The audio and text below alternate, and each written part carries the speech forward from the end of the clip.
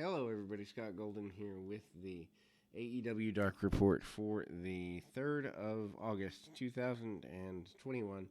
Longer show than it needed to be. The 100th episode of Dark. I don't know that we need to celebrate this to the level that we did, but anyway, these matches were taped last Wednesday in Charlotte. Wheeler Yuta, Orange Cassidy, and Chuck Taylor, with Chris Statlander to defeat Cesar Bononi, Ryan Nemeth, and JD Drake, with Peter Avalon 751. Best friends get a decent pop. Yuta spends most of the match selling for the heel team. Bononi wrestles a much slower pace than the rest of his adversaries. Slams Yuta across the ring. Nemeth hits with a hangman neckbreaker. Yuta escapes and goes after the other folks. And then he hits an enziguri on Nemeth. Gets tagged to Taylor. Cassidy gets tagged and works with Nemeth with his hands in his pockets. Nemeth keeps trying to go after the neckbreaker, but Cassidy keeps escaping with his hands in his pockets, spinning and hitting impact shin kicks, shotgun drop kick, and Nemeth goes down. Taylor hits Nemeth with a Uranagi. Yuta comes off the top with a splash. Cassidy dives onto Nemeth and hits a lazy splash for a near fall, and then that's broken up by Bononi. Avalon's distracted. Yuta and Nemeth hit him with a drop kick. And Drake comes in with a cannonball on Yuta. Nemeth hits the hangman neckbreaker for the pin, and the attempt's broken up by the best friends. Wingman brawled on the floor with the rest of the friends. Drake goes for a moonsault on Yuta. Yuta rolls out of the way, cradles him for the win. And it was fine for what it was. Post-match, Avalon tries to attack Yuta, but Cassidy hits the orange punch, and Taylor drops him with the awful waffle, and they hug, and we're over. Pac, with the Death Triangle, defeats Jack Evans with a bunch of Hardy Family office members. 8:50. This goes way too long, and I'm sorry, but Jack Evans still doesn't need to be there. Bunches of people at ringside, nothing that really needs to be here. Matt wrestling early, which is better than average for Evans. And they work through the opening 2 minutes. Evans drop kicks Pac to the floor, but then fakes out a tope dive. Pac catches him in the leg and pulled him back first onto the ring apron. Pac then throws Evans into the barricade and wrestles around ringside, gets a 2 count, and back inside. And then Pac wrestles a deliberate paced match. Then he top rope superplex, but Evans fights his way out. Back in the ring, Evans hits a springboard blockbuster for near fall. Pac comes back with a pretty snug lariat and a Liger bomb for near fall. His own. Pac misses springboard, and Evans comes back with a poison rana. They fight over the backslide, and Evans wins. He flips over Pac's body and holds onto the backslide. And then gets a near fall. Evans goes to the top, but Pac follows with a top rope hangman's neckbreaker, followed by a brutalizer for the submission win. And it is what it is. If you like Pac in that way, then you'll enjoy this. If you like Evans, then I don't understand you. Post-match, Andrade and Chavo come out and they stare down. And then Guerrero pulls him away right before Andrade gets in the ring. Red Velvet cuts a promo backstage.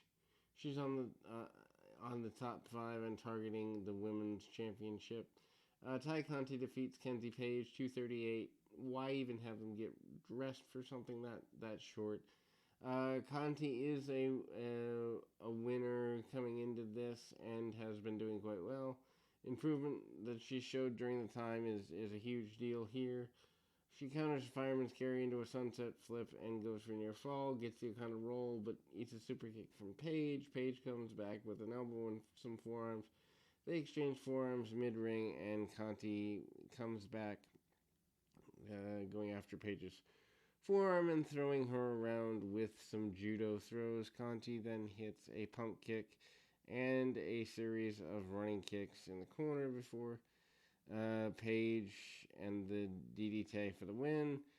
Shawn Spears and Wardlow defeating Fuego del Sol and Shawn Dean, 247. Again, why have guys get ready for matches that are this short? Spears starts out making fun of Ric Flair's strut, and obviously that plays into this week, even though Flair hadn't been let go until recently. Wardlow no-sells a bunch of drop kicks from his opponents. Spears goes for the chair.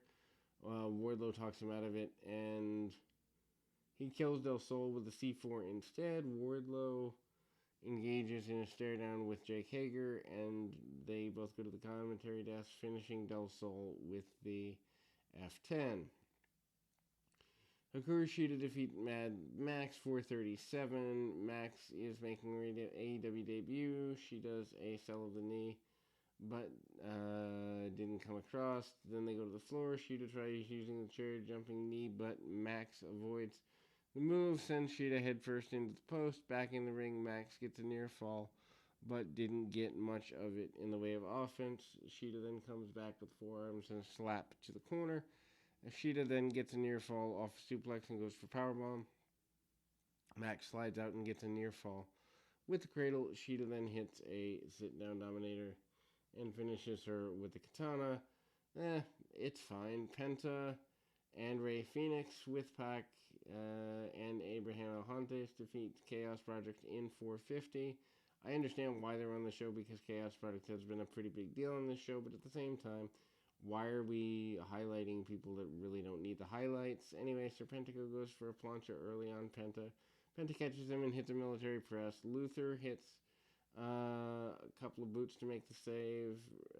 Luther wrestles Phoenix, and the crowd doesn't seem to care. Serpentico is in the ring, and things go fine. Penta gets tagged and hits sling blades on both men. Lucha Brothers hit the double super kick on both members of Chaos Project and follow up. Penta hits a Fear Factor on Serpentico for the win. I don't know, this match didn't need to be here either, just for the sake of getting people on the show. The Acclaimed with Matt Hardy and the Blade with the money defeat the Seidels and the Varsity Blondes. Julia Hart 751. Why didn't they break this down into 2 tag matches instead of a cluster 8-person? Acclaimed versus Blondes feud has been going on for about a month, and they could have done a just straight tag match here.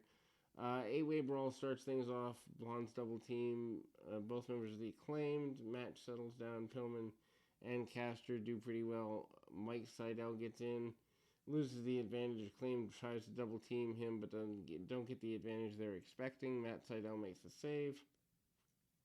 Stereo standing flip slashes on the Acclaimed and get a near fall. Pillman gets in and gets tripped up by the Blade. Heels gang up on him. Pillman escapes and gets the tag. Griff Garrison then dominates the Acclaimed, and he clotheslines Caster to the floor and Bowens.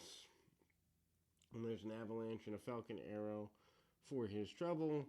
And a near fall. Matt Seidel works over Bowens with kicks, and then Mike hits a double Meteora on Bowens for near fall.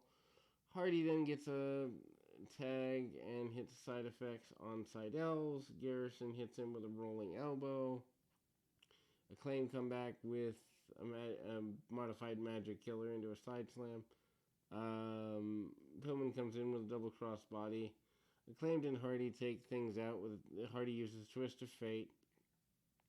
And then Hardy tries for another on Matt. He counters with a super kick. Bunny jumps off in the ring and distracts the ref.